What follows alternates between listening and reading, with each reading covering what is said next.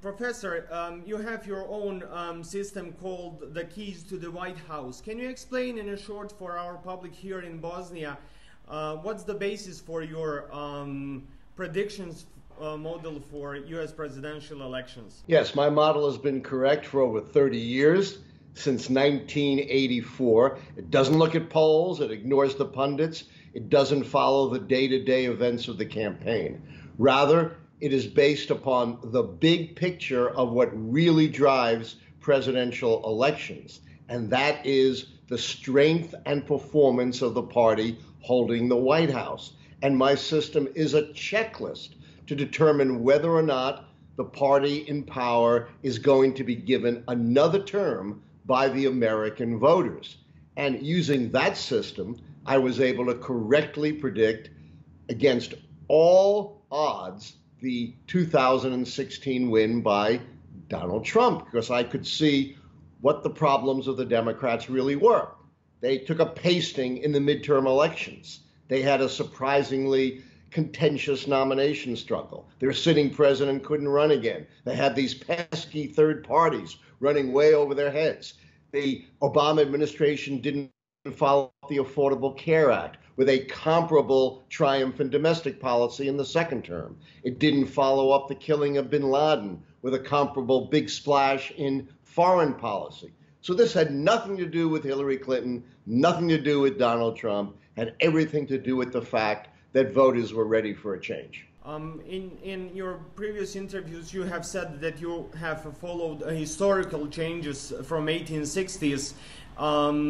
Could we say that there is a pattern of repeating itself through American history when it comes to presidential elections? Absolutely. Retrospectively, I developed my model by looking at every presidential election from 1860 to 1980, going all the way back to the horse and buggy days of Abraham Lincoln. And indeed, one big finding of my research, you quite accurately point out, is the common patterns that have prevailed over more than 150 years of U.S. history.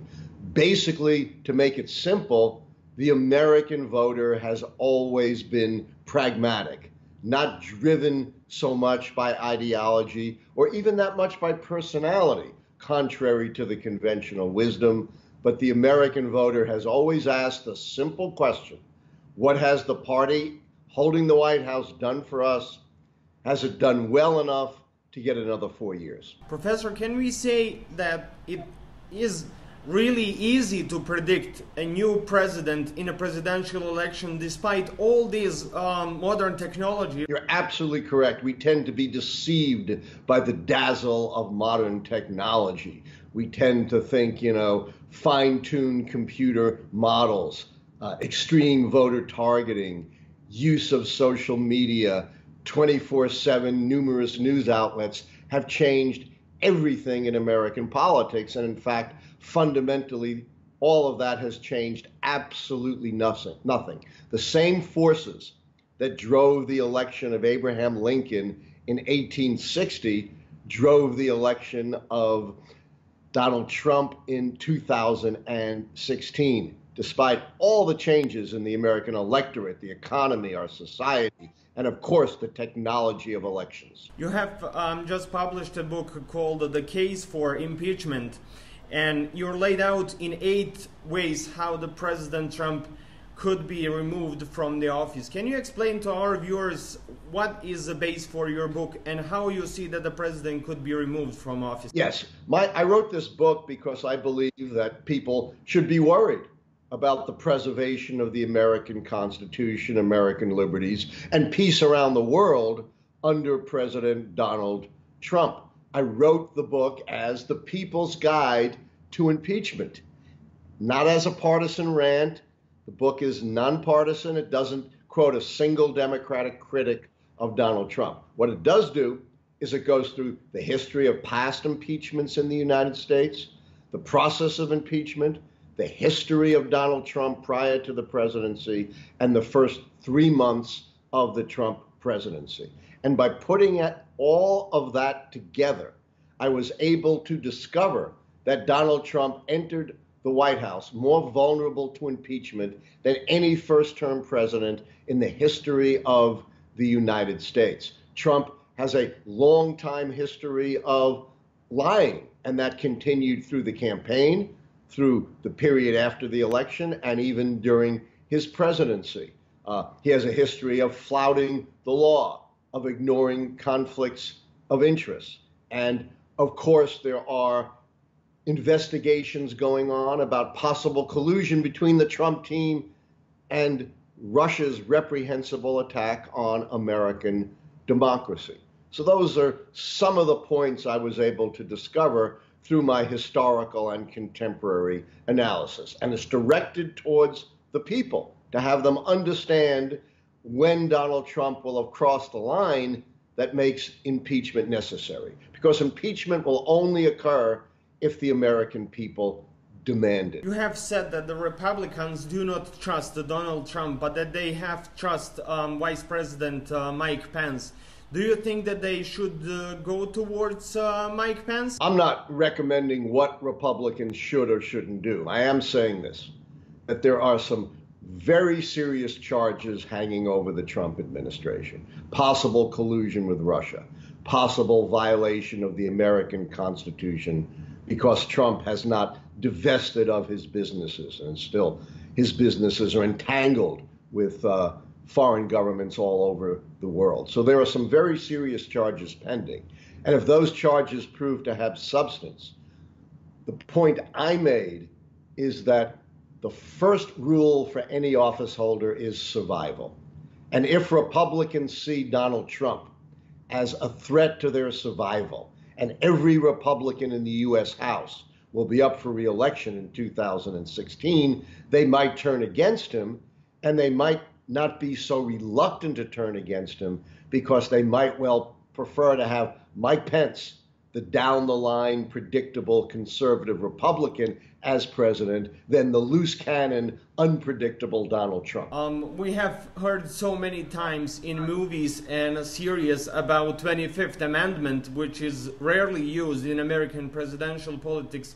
But is there any, let's say, elements or facts that could be used to use 25th Amendment and get rid of President Trump at this moment? Yes, the 25th Amendment has never been invoked to remove a president, but it is a mechanism separate and apart from impeachment. It's a very difficult mechanism. A majority of the cabinet and the vice president would have to agree that the president is unfit to serve, and if he disagrees, he could only be removed by a 2/3 vote of both houses of Congress. But this issue has come to the fore in the Trump presidency because a good number of eminent mental health professionals have broken 50 years of precedent and actually spoken out about the mental fitness of the President Trump, to serve.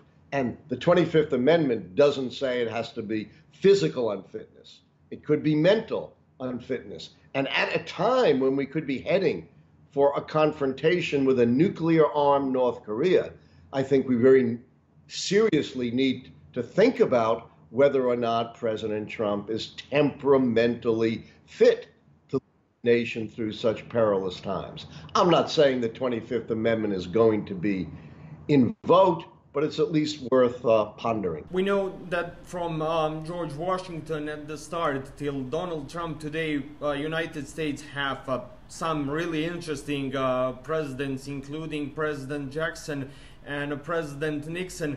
But is this a new Nixonian era for the United States? I think it is. In my book, The Case for Impeachment, I point out that there are very strong parallels between Donald Trump and Richard Nixon, even though they grew up in totally different circumstances. You know, Donald Trump in privilege, Richard Nixon in lower middle class. But what are the parallels?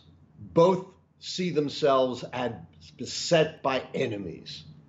They see only enemies and loyalists, nobody else. They are both at war with the press, at war with the establishment. Neither Nixon nor Trump has a powerful core of guiding principles, but each tends to think first about himself. neither of these men had much respect for the law, for American traditions, or for telling the truth. And we can see some powerful echoes of Richard Nixon in the current White House. Take the conflict over possible collusion with Russia, which is very serious. If Trump's team was colluding with Russia and he knew about it, then he's guilty of a serious crime, the failure to report treason, or heaven forbid, if he himself was involved, then he could be the first president charged with treason. And the response of the Trump team has all the hallmarks of a Nixon-type cover-up. Deny, conceal, deceive.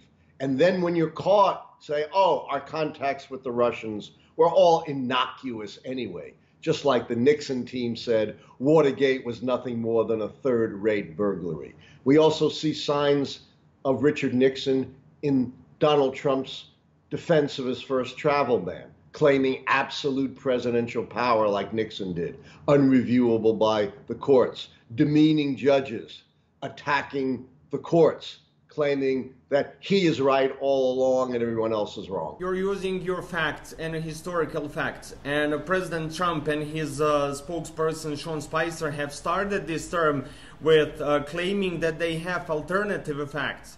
Do you expect that they could say that your facts are alternative facts? I'm sure they will, and I'm waiting for Donald Trump's tweet to call my book fake news or alternative facts. Of course, there is no such thing as alternative facts. Of course, we can debate and discuss the evidence and the analysis behind facts, but you can't just make things up like Barack Obama wiretapped Trump Tower and call it fact. You have received a message from the President Trump congratulating on your prediction that he's going to become a president. Did you receive any comments about your book? Not yet, but I'm waiting for it.